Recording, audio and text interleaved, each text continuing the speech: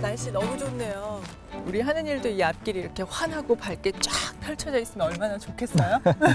인생이라는 게 원래 오르막도 있고 내리막도 있는 거지만 어떨 때 오르막은 정말 힘들 때가 많아요. 근데 그렇다고 내리막이 그렇게 쉬운 것만도 아니죠. 투자에 관한 얘기를 하고 있어서 그런데요. 사실 우리 투자도 그렇잖아요. 수익률을 원한다고 해서 항상 나오는 것도 아니고 시장 공부도 해야 되고 뭐 경제 동향도 살펴야 되고 포트폴리오 고르는 것도 신중해야 되고요. 네. 할 일 참 많아요. 그런 면에서는 워렌 버핏이 정말 마음에 들어요. 그 사람의 투자 철학이 잃지 않는 투자라고 하잖아요. 그렇죠. 정말 마음에 와서 닿습니다. 우리 투자자에게 참 중요한 말인데요. 잃지 않는 투자라는 거. 그런데 그거 아세요? 워렌 버핏 연평균 수익률이 20%도 안 된다는 거요? 이런 수익률로 50년 넘게 지속했다는 거. 이게 참 중요한 얘기인 것 같아요. 그 사람의 투자 철학이나 전략은 그래서 이제 사람들이 굉장히 많이 배우고 싶어 하는데 점심 같이 먹는 것도 경매가가 대단하다 하잖아요. 뭔가 비싸게 주고 먹는 점심이니까 뭐 종목이라도 하나 찍어주지 않을까요? 종목이 문제겠어요? 물고기 잡는 법이 더 중요하겠죠. 저한테는 점심 안 사주셔도요. 제가 알고 있는 거 다 가르쳐 드릴게요. 좋습니다.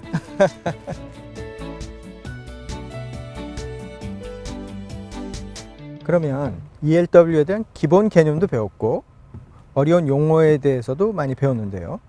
실전 투자를 그러면 이제 해보려면 어떤 것부터 시작을 해야 되나요? 뭐니 해도 기초자산 선택부터 시작하셔야 됩니다. 기초자산이 제일 중요하잖아요.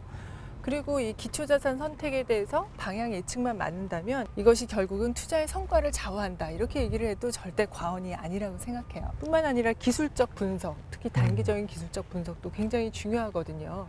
ELW 시간에 제약이 있는 거 아시잖아요. 시간은 돈이다. 이거 기억하셔야 돼요. 그러면 고위험 고수익이다 보니까 어떻게 보면 손절매 같은 그런 원칙이 있을 것 같은데요. 분명히 있죠. ELW에 있어서 손절매 원칙 같은 거를 정할 때는 기초자산을 중심으로 정하시는 게 좋겠다고 생각을 합니다.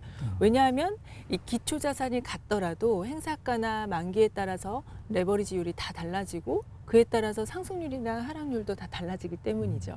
역시 기초자산이군요. 그게 제일 그럼요. 중요하고 그게 출발점이다. 그 다음에는 어떤 걸 봐야 되나요? 다음에는 이제 조건들을 살펴봐야 되는데요. 조건이라고 하면 우선 행사가부터 한번 살펴보죠. 이 행사가는 기초자산의 현재 가격에서 한 10에서 15% 정도 떨어진 외가격 정도가 적당하겠다라고 생각을 합니다.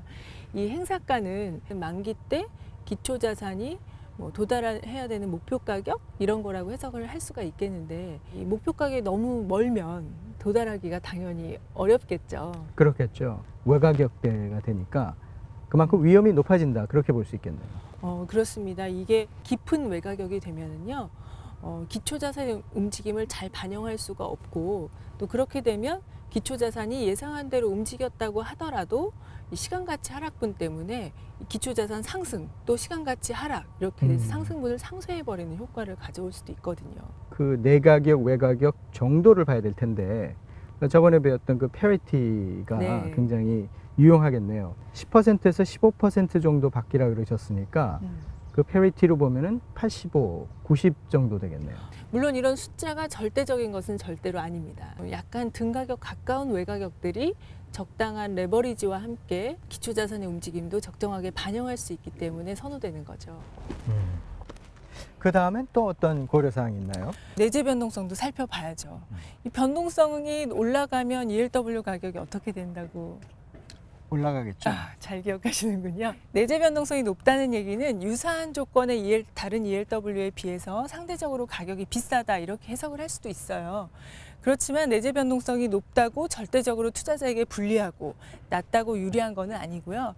이 내재 변동성이 어떤 시장의 흐름을 적절하게 합리적으로 반영을 하고 있는가 이것을 살펴보는 게 더 중요합니다. 또 다른 요소들은 또 어떤 걸 고려하나요? ELW 유동성 공급자의 보유 물량도 한번 살펴봐야 되는데요.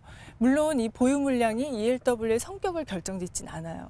그렇지만 ELW 가격에 영향을 줄 수 있는 요소이기 때문에 한 번쯤 보시는 게 좋겠죠.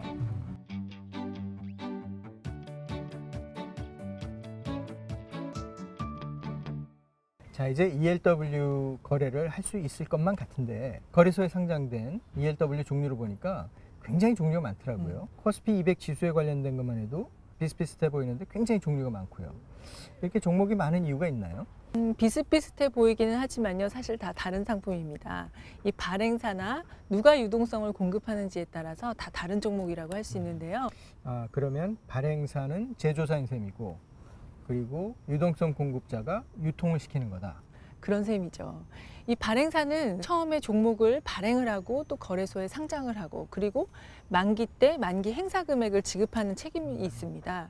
발행사를 사실 찾아보는 거는 굉장히 쉬워요. 보시는 것처럼 이렇게 종목명 앞에 BNP 이렇게 시작하면 BNP 파리바 증권이 발행을 하고 상장한 종목이다. 이렇게 보시면 됩니다. 그리고 종목 코드에 번호가 있고 그 뒤에 인포메이션이 있는데 그 각각의 의미가 있을 텐데요. 이 6자리 숫자는요, 이 종목이 누가 발행했는지, 언제 발행했는지 이런 걸 알려주는 건데요. 자, 보시는 것처럼 이렇게 7, 8 시작을 하면 이게 어느 발행사다 표시해 주는 건데 7, 8은 BNP 파리바 증권을 얘기하는 거고요. 그 다음에 한 자리는 몇 년도에 발행했는가. 그래서 2012년이면 2, 2013년에 발행한 종목은 3 이렇게 나옵니다. 그 다음 세 자리는 그 해 발행한 종목 중에 몇 번째냐. 그러니까 100이라고 써 있으면 100번째, 200이라고 써 있으면 200번째 종목이 되는 거죠. 그 다음에 나오는 건 그럼 종목명, 권리의 유형이 되겠군요. 아, 그렇게 되면은 결국 발행사가 상장을 하고 이제 거래를 시키면 유동성 공급자가 이걸 시장에서 이제 유통을 시키는 중요한 역할을 하게 되는 것 같은데요. 그렇죠. 그 유동성 공급자에 대해서 그럼 좀 더 설명을 좀 듣고 싶네요. 유동성 공급자가 누구냐 하는 거는 사실은 발행사처럼 바로 나오지는 않아요. 종목의 그 정보를 찾아봐야 할 수가 있는데요. 이 유동성 공급자들은 시장에서 거래가 잘 안 될 때 매수호가와 매도호가를 내서 거래를 형성을 시키고 또 그 가격들이 적절한 가격의 범위 내에서 거래되도록 하는 아주 중요한 역할을 합니다. 다른 시장에도 유동성 공급자 제도가 있기는 한데요. ELW 시장에선 정말 중요한 역할을 하고 있죠. 그런데 발행사하고 유동성 공급자가 언제나 같은 건 아니죠. 대부분의 경우에는 발행사가 유동성 공급자까지 겸하게 되는데요. 간혹 이 3자가 ELW 발행을 의뢰하고 또 상장시키고 발행사에게 수수료를 지급하는 경우가 있죠. 그러면 투자가 입장에서는 ELW의 상장부터 만기까지는 유동성 공급자를 상대방으로 해서 거래를 하게 되는 거군요. 네, 그렇습니다. 사실 유동성 공급자는 ELW의 거래 형성을 돕고 또 적절한 가격 안에서 거래가 되도록 하는 정말 중요한 역할을 하고 있죠. 아, 네, 잘 알겠습니다.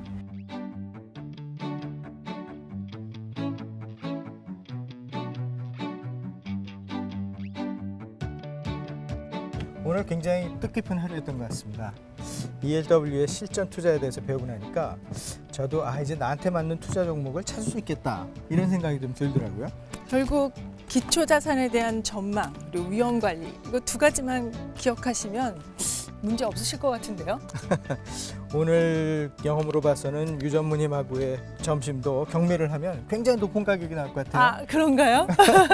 도움이 되셨다니까 너무 기뻐요. 실전 투자에 대해서 오늘 정말 잘 배웠습니다. 감사합니다. 고맙습니다. 다음에 또 뵙죠.